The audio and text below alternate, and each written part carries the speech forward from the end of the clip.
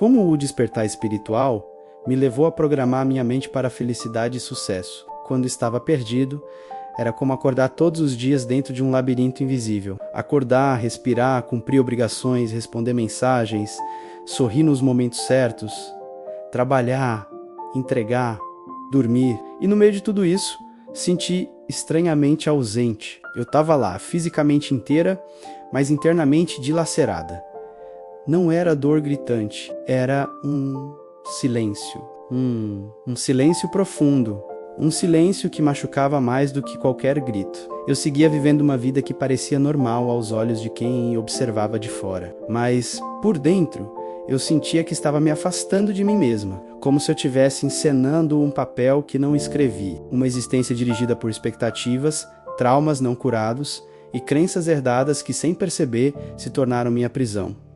O mais estranho é que, mesmo perdida, eu funcionava. Cumpria metas, pagava contas, conversava com pessoas, mas havia um cansaço que não passava com o sono, um peso que não se explicava com palavras e uma saudade de algo que eu não sabia nomear. Era como se algo dentro de mim estivesse adormecido há muito tempo, esperando o momento certo para ser despertado. Mas esse momento parecia nunca chegar. Eu comecei a me questionar: como é possível estar cercada de pessoas e se sentir tão sozinha? Como é possível fazer tudo certo e ainda assim não sentir que pertence a lugar algum? Onde foi que eu me perdi de mim? O que eu deixei para trás no meio do caminho? As respostas não vinham, mas a sensação de vazio crescia. E com ela vinham os pensamentos sabotadores. Aquela voz interna que dizia: você nunca vai ser suficiente. Nada do que você faz importa. Você não nasceu para ser feliz. E eu comecei a acreditar, porque quando o espírito adormece, a mente assume o controle, e nem sempre ela é um bom guia. Passei a viver no piloto automático, repetindo padrões, fugindo de mim mesma em distrações vazias, buscando alívio imediato em coisas que me anestesiavam por instantes, mas me deixavam ainda mais perdida depois. E quanto mais eu buscava me preencher por fora, mais vazia eu me sentia por dentro. E foi aí que percebi: o verdadeiro labirinto não estava no mundo externo, estava dentro da minha própria mente. Uma mente condicionada a sobreviver, mas não a viver. Uma mente programada para agradar, corresponder, resistir menos, mas não para sentir, acolher, transformar. Eu estava presa em mim. E o pior é que eu nem sabia disso. Era como uma prisão de vidro. Eu via a liberdade, via outras pessoas encontrando sentido, vivendo com propósito, caminhando com fé. E eu, do outro lado, batia nas paredes invisíveis da minha própria mente, tentando entender onde estava a chave, ou se ela realmente existia. E então começou a surgir uma inquietação diferente. Não era mais apenas o vazio, era uma vontade de quebrar esse ciclo, de olhar para dentro, de descobrir o que havia por trás do ruído mental. Algo dentro de mim começou a sussurrar: não é assim que sua história termina. Você foi feita para mais do que isso. E esse sussurro, fraco no início, começou a crescer, a incomodar, a provocar, a despertar. Esse foi o começo, não de uma resposta pronta, mas de uma busca real, uma busca que não começou com livros, gurus ou métodos. Começou com uma simples constatação: eu não quero mais viver assim. Começou com um basta calmo, mas poderoso. Um basta que não veio da raiva, mas da exaustão. E essa exaustão me levou ao ponto mais importante da jornada: reconhecer que estar perdida não é fracasso. É sinal de que algo dentro de mim ainda quer se encontrar. E foi ali, no meio do nada, que algo começou a nascer. Não uma solução imediata, mas um chamado para acordar de verdade. E esse chamado silencioso e profundo me levou ao próximo passo da minha jornada: escutar o grito mudo da minha alma desacordada. O grito mudo da alma desacordada. A alma não sangra por fora, ela sangra em silêncio. Ela grita sem som, ela se despedaça lentamente, com elegância, enquanto todos ao redor acreditam que você está bem. Mas por dentro, ela está implorando por socorro. É um grito abafado por pensamentos repetitivos, por compromissos adiados, por medos mascarados de rotina. Eu comecei a escutar esse grito quando o silêncio se tornou insuportável. Não o silêncio de um quarto vazio, mas o silêncio dentro de mim mesma. Um silêncio denso, cheio de ruídos ocultos, onde vozes internas guerreavam entre a razão e o desespero, onde minha mente tentava seguir em frente, mas o coração dizia que não havia mais estrada. Ninguém percebe esse colapso interno, porque ele é sutil. Ele não grita em voz alta, ele se manifesta nas pequenas desistências. Quando você deixa de sonhar, quando não se emociona mais com o que te movia, quando até respirar parece esforço. A alma desacordada não morre de uma vez. Ela vai apagando as luzes aos poucos, até que tudo fique escuro e você nem perceba mais que está no escuro. É nesse ponto que as máscaras perdem o peso, você começa a perceber que sorri por hábito, que responde tá tudo bem como reflexo, mas que no fundo nada tá em paz. E esse desequilíbrio sutil começa a afetar tudo, as relações, a motivação, o corpo. A mente se torna uma prisão de repetições, de julgamentos internos, de memórias que te prendem. É como se a vida tivesse parado em algum trauma antigo que você nunca se permitiu olhar de frente. E o mais difícil disso tudo é que ninguém ensina a escutar a própria alma. Aprendemos a resolver, a produzir, a seguir em frente, a ser fortes, mas não aprendemos a nos escutar com compaixão. Quando a alma começa a gritar, a maioria tenta silenciar esse grito com distrações, com mais trabalho, com relações rasas, com consumo compulsivo, com espiritualidade performática, mas a alma não se cala, ela apenas espera, e enquanto espera, adoece. O meu grito veio em forma de insatisfação crônica. Nenhuma conquista bastava, nenhuma presença preenchia, nenhuma rotina me fazia sentir viva. Comecei a acordar com peso no peito, dormir com ansiedade, viver com uma sensação constante de deslocamento, como se eu estivesse sempre fora do lugar, como se eu não coubesse na vida que estava vivendo. E foi aí que entendi, não era tristeza, não era depressão, não era cansaço, era a alma tentando acordar. Era a parte mais profunda de mim batendo na porta da minha consciência, implorando para ser ouvida. E quanto mais eu ignorava, mais ela se fazia presente. Através de crises, de dores no corpo, de relações que desmoronavam, de sincronicidades estranhas, de sinais que eu antes chamava de coincidência, mas que agora sei que eram mensagens. O grito da alma não quer fazer barulho, ele quer fazer sentido, ele quer te lembrar de algo que você esqueceu, de quem você é, do que veio fazer aqui, da sua verdade, da sua essência. Esse grito não é ruído, é direção, mas para ouvi-lo é preciso silêncio. Um silêncio diferente. Não o que machuca, mas o que revela, o silêncio sagrado da escuta interior. Foi nesse ponto que comecei a perceber, se eu não silenciasse o mundo fora, jamais ouviria o que ecoava dentro. E então veio o momento mais difícil, encarar o espelho da alma, sem maquiagem espiritual, sem respostas prontas, sem justificativas, apenas eu, comigo. E ali, no confronto com o que eu tinha evitado por tanto tempo, começou a surgir uma nova pergunta. Uma pergunta que não exigia lógica, mas coragem, e se o que eu chamo de crise for, na verdade, um chamado. Essa pergunta mudou tudo, porque ao invés de tentar calar minha alma, comecei a escutá-la. Ao invés de fugir da dor, comecei a perguntar o que ela queria me mostrar. E aos poucos, o grito mudo começou a se transformar em sussurros. Sussurros que me guiavam para um novo lugar.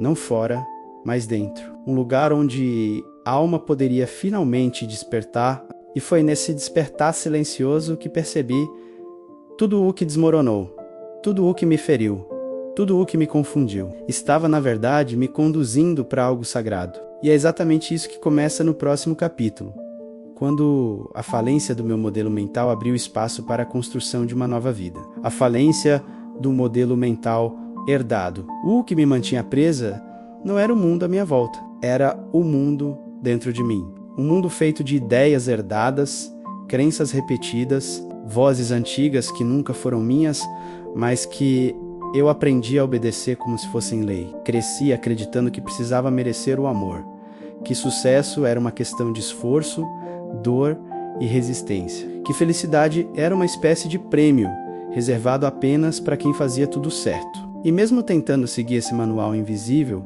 algo dentro de mim sempre se sentia fora do lugar. Era como viver dentro de uma casa construída por mãos que não eram as minhas. Cada parede feita de expectativas familiares, normas sociais, tramas silenciosos, tudo parecia sólido, mas por dentro, o alicerce estava rachado. Meu pensamento estava moldado por padrões que me limitavam.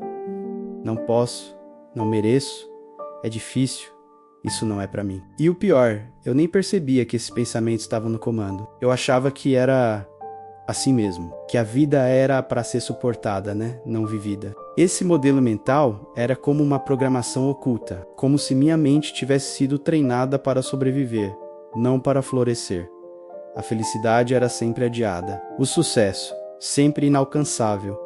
A paz, uma promessa distante. Mesmo quando tudo dava certo por fora, por dentro, algo boicotava. Um padrão inconsciente me empurrava de volta para o mesmo lugar, como se houvesse uma âncora emocional me puxando sempre que eu tentava avançar. E foi aí que entendi, eu estava presa a um software emocional ultrapassado, um sistema mental construído com base no medo, na escassez, na comparação, um sistema que não me representava mais. Era hora de quebrar isso, de questionar tudo, de olhar para cada pensamento automático e perguntar: isso é verdade ou é apenas repetição? Isso me impulsiona ou me sabota? O choque foi profundo, porque percebi que boa parte do que eu acreditava sobre mim, sobre a vida, sobre Deus, não tinha nascido da experiência, mas da repetição. Eu não pensava, eu reagia. Eu não escolhia, eu obedecia.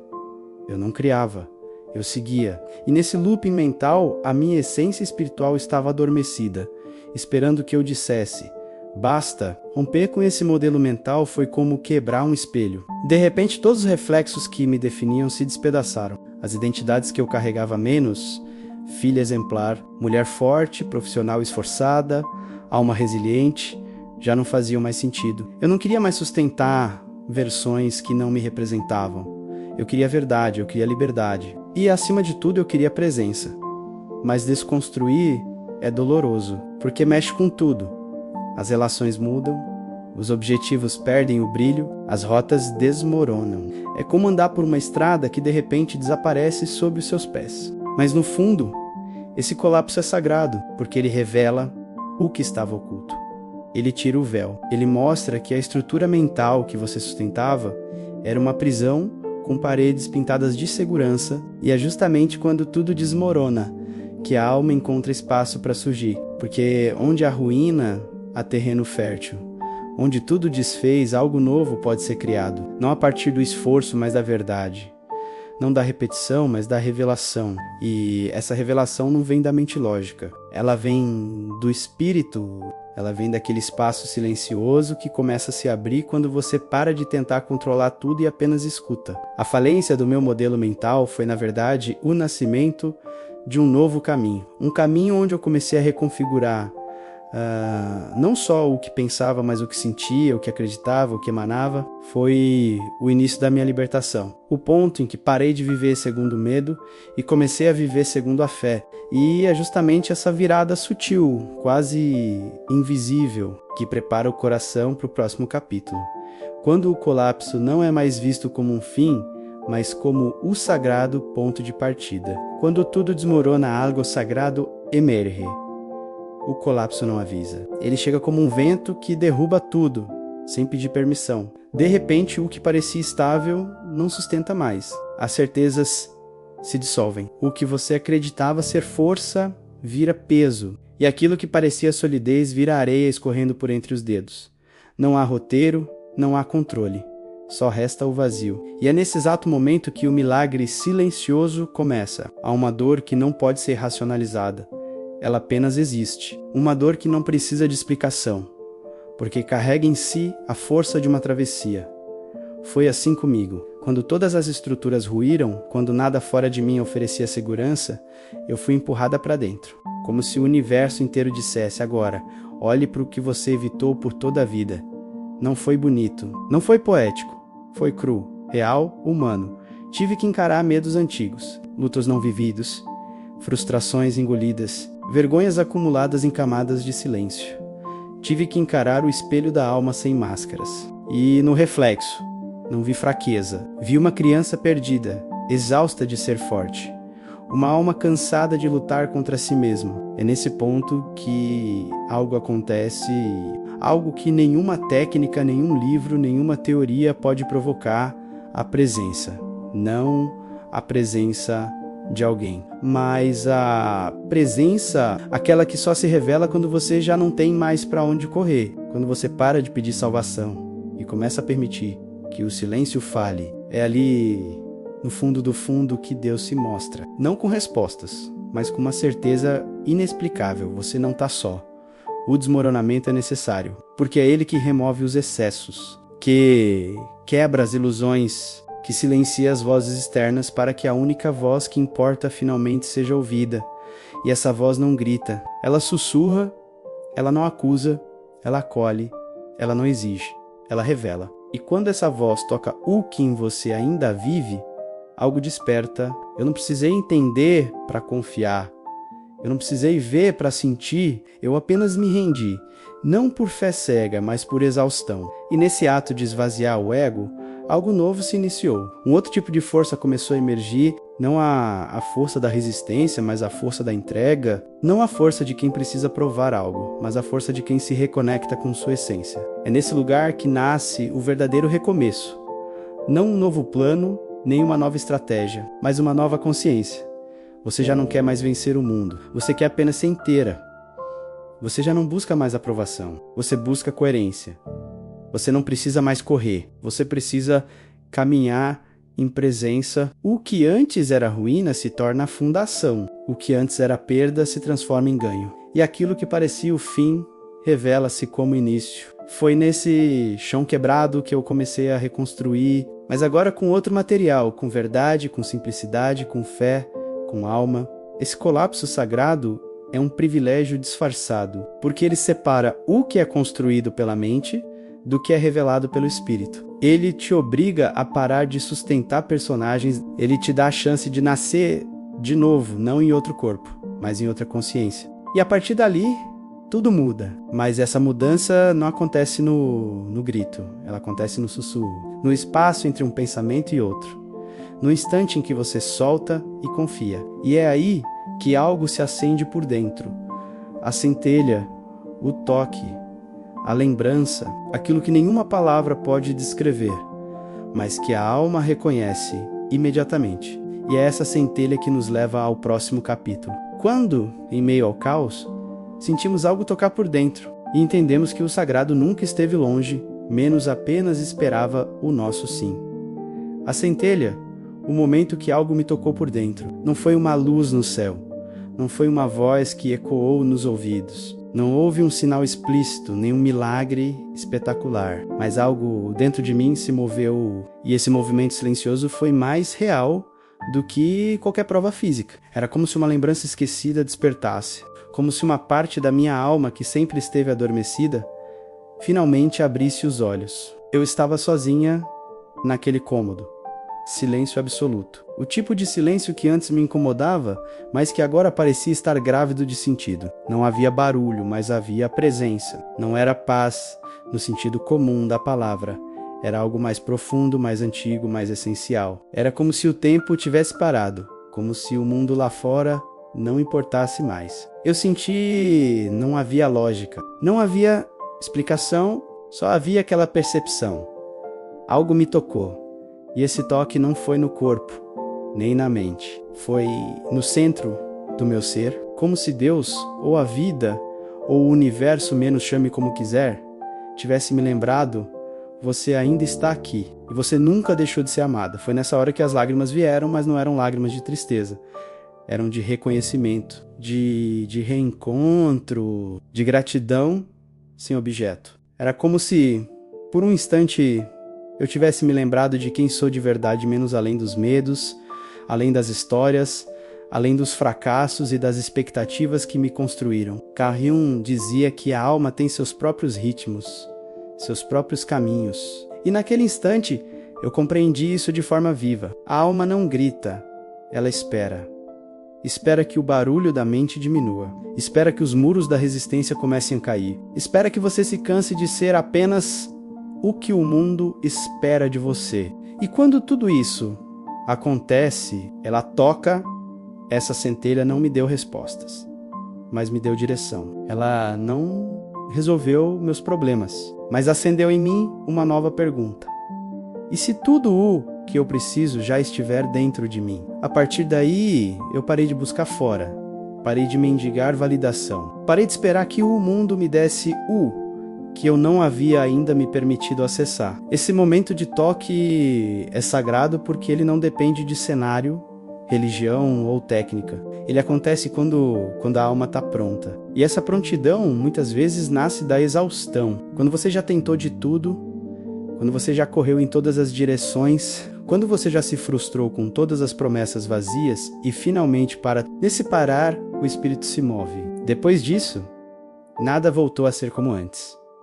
Não porque o mundo lá fora mudou, mas porque agora eu sabia que havia algo maior guiando tudo. E que esse algo estava dentro de mim. Sempre esteve, mas eu precisava quebrar para sentir. Eu precisava perder o controle para ouvir. Eu precisava me render para ser tocada. Essa centelha não veio para me transformar em outra pessoa. Ela veio para me lembrar de quem eu sempre fui. E é esse toque, essa lembrança, essa presença sutil que se torna o ponto de partida para o próximo passo. O reencontro com o que sempre esteve em mim. O reencontro com o que sempre esteve em mim. Eu não encontrei algo novo. Eu apenas tirei o véu. Aquilo que me tocou naquele momento de silêncio profundo não era algo externo que entrou em mim, mas algo interno que despertou. Era como se Deus não tivesse descido até mim, mas como se eu, tivesse voltado para o lugar onde ele sempre esteve, dentro, silencioso presente. Esperando a religião me ensinou a buscar fora. A sociedade me condicionou a merecer. A mente me treinou para duvidar, mas naquele reencontro eu percebi, não é sobre merecimento, é sobre consciência. A presença de Deus nunca foi uma promessa futura, sempre foi uma realidade ignorada. Senti como se o altar não fosse mais um espaço físico. Eu me tornei o altar, e tudo em mim, até mesmo as ruínas, foi consagrado por essa consciência nova que não chegou de repente, mas que eu mesmo havia abandonado. Me dei conta de que nunca estive sozinha, só estava distraída, e distração espiritual é uma forma sutil de exílio. Essa lembrança não veio com gritos, rituais ou fenômenos. Ela veio como uma brisa leve, como diz o livro dos reis, quando Elias encontra Deus, não no vento forte, nem no terremoto, nem no fogo, mas no silêncio. Foi exatamente assim. Uma brisa que, ao passar, levou embora as ilusões de separação, levou o medo, levou a dúvida e me deixou apenas com o que é real, comunhão. Carl Jung dizia que quem olha para fora sonha, quem olha para dentro desperta. E eu entendi, despertar espiritual não é sobre sair do corpo ou se desligar do mundo. É sobre habitar com profundidade aquilo que sempre foi seu. Sua alma, sua origem, sua centelha divina. Aquele toque que eu senti antes me reconectou com algo que estava guardado em mim desde antes da dor, antes do trauma, antes da vergonha. Essa experiência foi como abrir uma porta que eu mesmo havia trancado. E ao cruzá-la, não encontrei um Deus distante esperando para me julgar. Encontrei o olhar de um pai que sempre esteve ali, me observando com ternura, esperando o meu retorno. Não um retorno geográfico, nem religioso, mas um retorno à verdade. E a verdade é, eu sou filha, sou casa, sou templo, sou parte. E quando essa lembrança toma forma dentro de você, tudo muda. O mundo continua o mesmo, mas os olhos mudam. Os mesmos problemas agora têm outro significado, os mesmos medos, outra proporção, as mesmas batalhas, outro espírito. Você se sente fortalecida não porque tudo está bem, mas porque você não está mais sozinha com o caos. Você está acompanhada de algo maior, algo que respira em você, algo que sempre respirou. Esse reencontro não foi o fim da jornada, foi o começo, um novo nascimento, uma nova forma de caminhar, de pensar, de existir. E é desse novo estado interior que nasce a possibilidade de reprogramar a mente. Não mais com base no medo, mas ancorada na presença. E é aí que começa a transformação real. O reprogramar começa pela fé. O despertar me fez enxergar, mas não bastava enxergar. Era preciso escolher A partir do momento em que algo dentro de mim foi reconectado, eu entendi que meu mundo não mudaria apenas por causa da experiência. O que muda o mundo é a decisão de viver à altura dela. E essa decisão tem um nome: fé. Fé não é uma fuga da razão, nem um salto cego no vazio. Fé é a coragem de confiar em algo antes de ver os resultados. É a semente lançada antes da colheita. É andar por uma estrada mesmo quando o horizonte ainda está nublado. Foi quando entendi que minha mente não se reprogramaria sozinha, como um milagre automático. Ela precisava de uma nova fonte, um novo comando. E esse comando começava com: eu confio. Confio mesmo sem entender, confio mesmo com medo, confio mesmo sem garantias. E foi nesse espaço de decisão silenciosa que minha mente começou a se abrir para algo além da dor, além dos velhos padrões, além da velha identidade que eu mesma havia criado para sobreviver. A fé me deu permissão para imaginar uma nova versão de mim, uma versão mais leve, mais inteira, mais conectada com Deus. E quando essa imagem passou a ser mais forte do que as lembranças do passado, um novo ciclo começou. O ciclo da transformação consciente. E curiosamente, tudo começou por dentro. Antes que qualquer mudança externa acontecesse, foi meu interior que se reposicionou. O apóstolo Paulo dizia: transformai-vos pela renovação da vossa mente. E naquele momento, esse versículo deixou de ser apenas um conselho espiritual. Virou estratégia de sobrevivência. Eu entendi que se continuasse pensando como antes, sentiria o mesmo de sempre. E se sentisse o mesmo, reagiria igual. E se reagisse igual, viveria os mesmos resultados, né? Era um ciclo, um padrão, e só a fé poderia romper. Fé foi a ponte entre o velho e o novo, entre a mente condicionada pela dor e a mente alinhada ao espírito, mas não foi uma fé teórica, foi uma fé ativa, uma postura interior que começou a redesenhar minha forma de interpretar os fatos, de reagir às quedas, de lidar com o silêncio de Deus e até com as minhas próprias falhas. E quanto mais eu escolhia a fé, mais minha mente se acostumava com essa nova frequência. Comecei a perceber que pensamentos têm cor, cheiro, temperatura, uns encolhem, outros expandem. E os pensamentos nascidos da fé carregam luz. Eles não ignoram a realidade, mas ressignificam tudo à luz de uma verdade maior. Uma verdade que diz: mesmo no meio do caos, você está sendo guiada. Reprogramar a mente não é sobre repetir frases vazias. É sobre nutrir a alma com uma fé que sustenta, que consola, que orienta. É sobre trocar os pensamentos que gritam por controle por pensamentos que se curvam à confiança. Foi nesse espaço invisível que a revolução começou.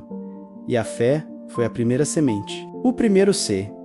Mudar o diálogo interno. Antes de qualquer milagre externo, há um milagre que precisa acontecer, em silêncio, dentro da mente. Um realinhamento quase imperceptível, mas poderoso. O despertar me fez perceber que a minha dor não era apenas fruto do que aconteceu comigo, mas da forma como eu vinha narrando tudo isso para mim mesma. Ninguém me dizia que eu era insuficiente, mas minha mente dizia. Ninguém repetia que eu não era capaz, mas o eco constante da minha própria voz interior fazia esse papel com perfeição. O inimigo mais cruel não estava lá fora, menos ele sussurrava dentro de mim, usando meu próprio tom, minhas palavras, minhas dúvidas, minhas lembranças mal resolvidas. Foi aí que eu entendi: se quisesse programar minha mente para felicidade e sucesso, eu precisaria reescrever a narrativa interna. Aquela voz que me acompanhava em silêncio precisava ser confrontada com compaixão, mas também com autoridade. Não bastava calar pensamentos negativos. Era preciso substituí-los por uma linguagem que respeitasse a minha essência desperta. Cada pensamento é uma semente. Cada palavra mental que lançamos sobre nós mesmos é um código que ativa ou desativa estados emocionais. Quando eu dizia "eu não consigo", meu corpo respondia com tensão, meu espírito com bloqueio e minha visão de futuro com desânimo. Mas quando eu aprendi a dizer isso, é desafiador, mas eu estou sendo guiada, algo em mim relaxava. A alma tomava o leme. O caos já não era ameaça, era campo de reconstrução. Mudar o diálogo interno não é sobre criar mantras vazios, mas sobre reensinar a mente a servir a um propósito maior. É ensinar a linguagem do espírito à razão cansada. É transformar pensamentos em orações menos até os mais sombrios. Quando um medo surgia, eu aprendi a escutá-lo E então respondia: você tem razão em me proteger, mas eu não estou mais sozinha. Agora eu caminho com Deus. E aos poucos, os pensamentos que antes eram carrascos se tornaram pontes para a cura. A mente não aprende pela força, ela aprende pela repetição amorosa. E cada vez que eu dizia algo novo a mim mesma, algo diferente acontecia no meu interior. A velha história começava a perder força. A dor já não era protagonista. Agora, a esperança ganhava voz. E com ela, nascia uma nova identidade. É por isso que a Bíblia insiste tanto em guardar os pensamentos, em renovar a mente, em vigiar o que se diz. Porque a palavra tem poder menos até quando não é dita em voz alta. A palavra molda. E nesse novo ciclo, eu decidi que as palavras que moldariam a minha realidade seriam sementes de luz, não de medo. E foi assim que o primeiro CM código foi ativado. Mudei o que eu dizia para mim mesma. E ao mudar isso, mudei o que eu acreditava sobre mim, sobre Deus, sobre a vida. A nova história começou aí, dentro, em silêncio, mas com uma força capaz de curar tudo que antes me paralisava.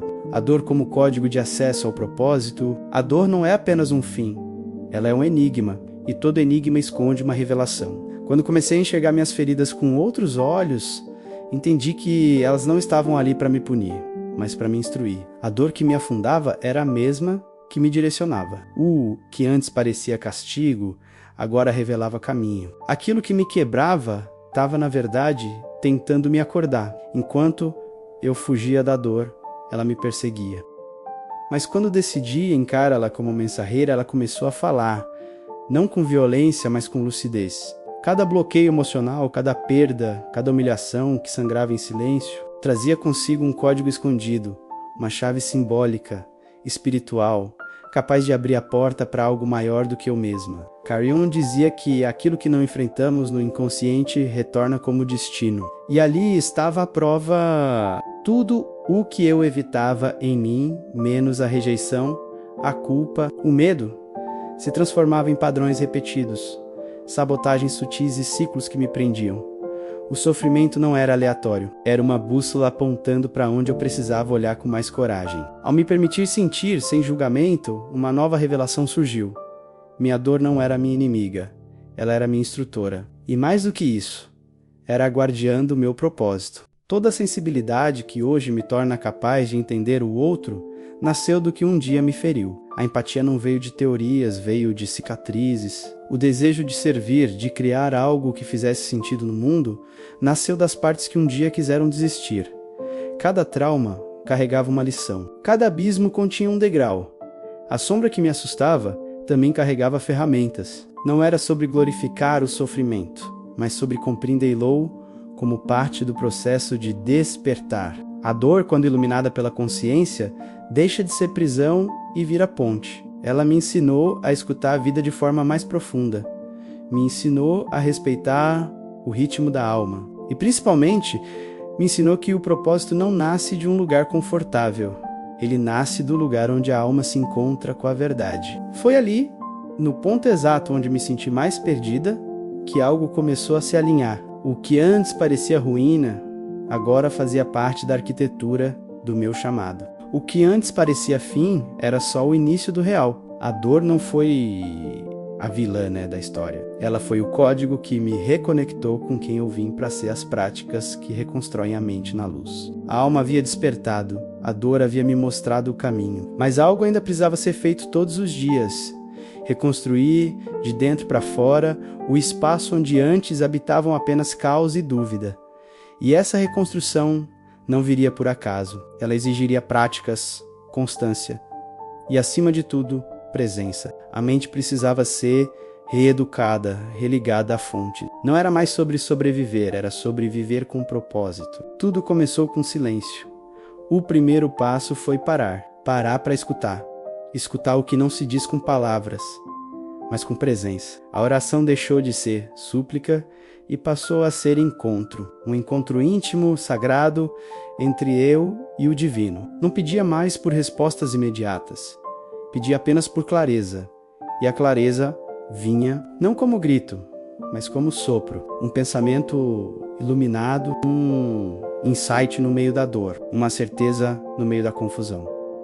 Depois veio a meditação, não aquela idealizada, cheia de técnicas difíceis, mas o simples ato de estar, respirar, observar, mergulhar, quando eu me calava, algo em mim se organizava. A mente, acostumada a repetir os mesmos padrões por anos, começava a se abrir para novos caminhos. Um pensamento positivo, cultivado com fé, tem mais força do que 1000 palavras vazias. E foi aí que as afirmações entraram. Não como auto-engano, mas como reprogramação espiritual. A cada manhã, escolhia frases que refletissem minha nova identidade. Eu sou guiada pela luz, eu sou filha da presença, a abundância está em mim. O sucesso me acompanha, a alegria é meu estado natural. No início, minha mente duvidava, mas com o tempo, aquilo que era apenas palavras se tornava carne, se tornava verdade emocional. O cérebro aprende pelo que se repete, e eu decidi repetir aquilo que curava, não aquilo que feriu. Outra prática que salvou minha mente, o jejum de pensamentos tóxicos. Decidi observar com rigor cada julgamento, cada comparação, cada crença de escassez que surgia sem ser chamada. Não brigava com elas, apenas as iluminava. Cada vez que um pensamento limitante surgia, eu perguntava: isso vem da minha essência ou da minha dor? Se vinha da dor, eu soltava. Se vinha da essência, eu nutria. A luz não é uma teoria. Ela é uma prática, um treino, uma repetição espiritual. Assim como a mente pode ser treinada para o medo, ela também pode ser treinada para a fé. E a cada dia que escolhi me conectar com a presença divina antes de me conectar com o mundo, a transformação se tornava mais real, mais palpável, mais minha. Foi assim, devagar e com intenção, que minha mente foi reconstruída. Não por fórmulas externas, mas por práticas internas. Práticas simples, mas cheias de verdade. Práticas que alinham pensamento, emoção e espírito. Práticas que devolvem a alma ao comando do barco. E nesse barco, mesmo quando o mar agita, há um capitão que não dorme. Felicidade como estado natural da alma conectada. Sempre me disseram que felicidade era algo a ser alcançado. Um prêmio por bom comportamento. Uma meta depois da luta, condicionada ao que acontecia fora de mim. A estabilidade financeira, o relacionamento ideal, o reconhecimento, o sucesso. E eu acreditei. Corri, me esforcei, me cobrei. Mas quanto mais buscava lá fora, mais sentia um vazio cá dentro. Era como beber água do mar. Quanto mais ingeria, mais sede sentia. Até que algo em mim se abriu. E eu entendi. A verdadeira felicidade não é conquista, é reconexão. Ela não está do lado de fora, esperando resultados. Ela é uma semente silenciosa dentro da alma, esperando presença. Felicidade é um estado espiritual. E só floresce quando o coração para de correr e começa a habitar a si mesmo. Habitar a presença, habitar o agora. Foi quando parei de negociar com Deus e comecei a caminhar com Ele que percebi que nada precisava mudar do lado de fora para eu sentir paz. A felicidade que brotava em mim não era barulhenta nem independente. Era serena, era estável, era íntima. Eu sorria sem motivo. Sentia gratidão sem ter grandes conquistas, chorava às vezes, mas não com desespero, e sim com reverência pela beleza da existência. Esse estado não nasceu de técnicas nem de frases bonitas. Nasceu da entrega de permitir que a luz interna substituísse os velhos ruídos mentais. Quando minha mente se curvava à alma, eu encontrava paz. E nessa paz a alegria vinha espontânea, incondicional e inteira, como uma criança que corre descalça, sem saber o porquê, mas sentindo que está exatamente onde deveria estar. Carl Jung dizia que o ser humano se torna íntegro quando deixa de tentar ser bom e passa a ser inteiro. E foi nessa inteireza que a felicidade me encontrou. Não quando venci tudo, mas quando aceitei tudo. Não quando dominei minha vida, mas quando confiei nela. Não quando consegui respostas, mas quando aceitei o mistério. A felicidade, entendi, não é algo que se busca. É algo que se desbloqueia, que se lembra, que se sente. Quando a alma está conectada com sua origem, tudo floresce. As cores ficam mais vivas. O tempo desacelera. As coisas simples ganham profundidade. Um copo d'água vira bênção. Um abraço vira cura. Um pôr do sol vira oração. Essa é a felicidade que o mundo não pode dar e por isso mesmo também não pode tirar. Sucesso como expansão da presença de Deus em mim. Durante muito tempo eu liguei sucesso à ideia de vitória, resultados, metas batidas, reconhecimento, aplausos, ser vista, ser desejada, ser referenciada. Era uma busca que me consumia em silêncio, mesmo quando tudo parecia bem por fora. Mas depois do despertar, algo essencial mudou. O sucesso deixou de ser uma performance para os olhos do mundo e passou a ser a expressão natural da presença de Deus em mim. O verdadeiro sucesso não grita, não disputa, não se impõe. Ele flui.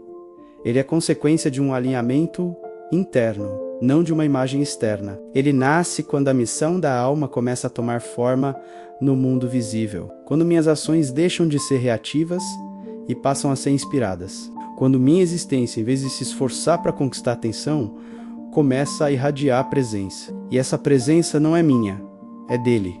É a manifestação dele através de mim. Foi quando percebi isso que deixei de medir meu valor por números, likes ou resultados imediatos. E comecei a me perguntar, minha vida está expandindo o amor? Está gerando cura em alguém?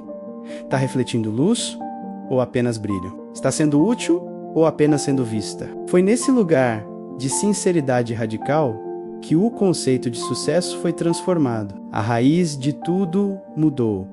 Já não era mais sobre ter, mas sobre ser. Ser ponte, ser canal, ser instrumento. Sucesso agora era acordar em paz, dormir em gratidão. E no meio disso, deixar frutos, não para provar meu valor, mas para honrar a fonte que me habita.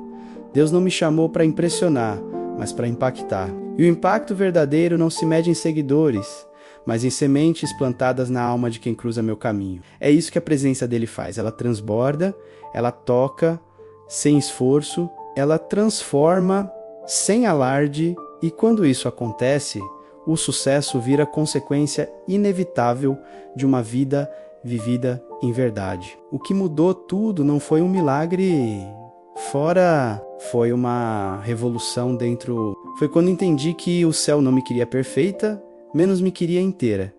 Que Deus não me chamou para provar, mas para viver. E que o verdadeiro sucesso não começa quando o mundo te reconhece. Mas quando você finalmente se reconhece em Deus, a mente se curva, a alma guia. Foi um processo sutil, quase imperceptível no início. A mente, acostumada a liderar com rigidez, a questionar tudo, a prever, analisar, controlar, começou a silenciar. Não de uma vez, mas como quem entende aos poucos que sua função não é dominar, mas servir. E nesse silêncio crescente, a alma começou a emergir como guia. Uma guia que não grita, não exige, mas conduz com uma firmeza serena.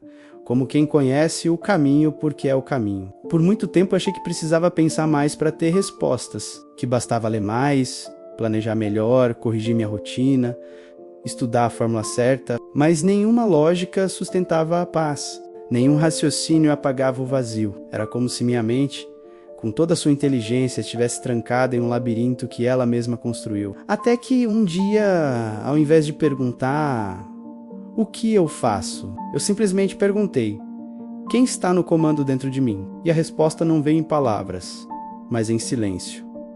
Um silêncio que quebrava as resistências, que dissolvia o medo, que me lembrava que eu não precisava carregar o mundo nas costas quando Deus já o sustenta com um sopro. Foi nesse instante que a mente abaixou a guarda, que ela se curvou, não por fraqueza, mas por reverência. Como quem reconhece: existe uma sabedoria maior, existe uma consciência mais profunda, existe uma voz que não vem da cabeça menos, vem do espírito. Desde então, não vivo mais pelos argumentos da mente. Vivo pela coerência da alma. Se há paz, eu avanço.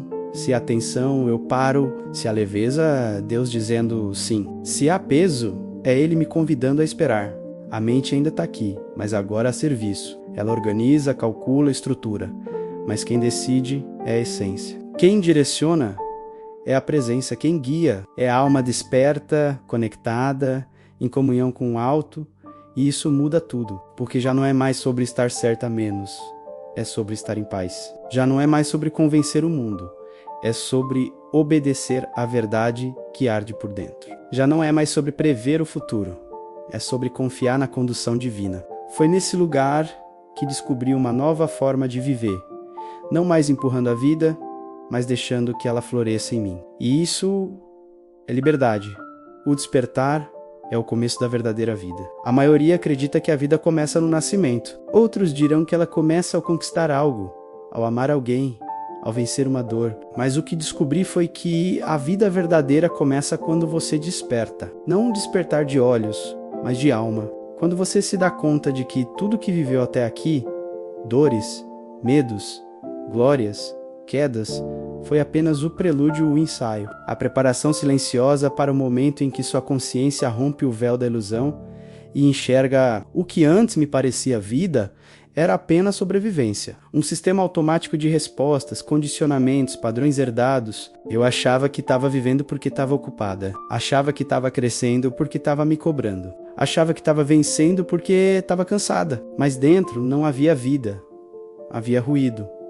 Havia pressa. Havia uma alma trancada em uma mente em guerra. Foi só quando despertei que percebi que tudo aquilo que eu chamava de normal era o exílio e que o lar verdadeiro não era um lugar externo, mas o reencontro com minha origem divina. O despertar foi como um sol nascendo por dentro, não um espetáculo grandioso, menos, mas uma luz silenciosa que vai invadindo os cantos escuros do ser.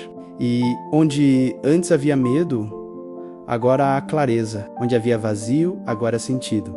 Onde havia esforço, agora há fluxo. Despertar não é fugir da dor, é atravessá-la até que ela revele sua mensagem. Não é negar a realidade, é enxergá-la com os olhos do espírito. É sair da hipnose coletiva que diz que felicidade vem de fora, que sucesso é aprovação, que amar é depender. Despertar é lembrar que você é filho da eternidade, morada do sagrado, partícula do todo. E quando essa lembrança ocupa seu centro, nada mais se encaixa do mesmo jeito. Você já não se vende por qualquer aplauso, já não se trai por medo de perder, já não busca no mundo o que só pode ser achado dentro. Porque agora você sabe quem é, e essa consciência muda tudo. Muda a forma de falar, de escolher, de amar, de existir. A vida que era sobre controle, agora é sobre confiança. A vida que era sobre pressa, agora é sobre presença. A vida que era sobre ter, agora é sobre ser. Mas o mais belo é que esse despertar não é o fim, menos é o começo. É o nascimento da verdadeira jornada. Uma jornada onde a alma guia, a mente serve e o coração canta. Onde cada dia se torna um altar, cada passo uma oração, cada encontro uma revelação. Uma jornada onde você não caminha mais só, porque reconhece que Deus sempre esteve ali, em cada silêncio, em cada perda, em cada recomeço. É por isso que eu digo, com toda a verdade do meu espírito, o dia em que despertei foi o dia em que comecei, de fato, a viver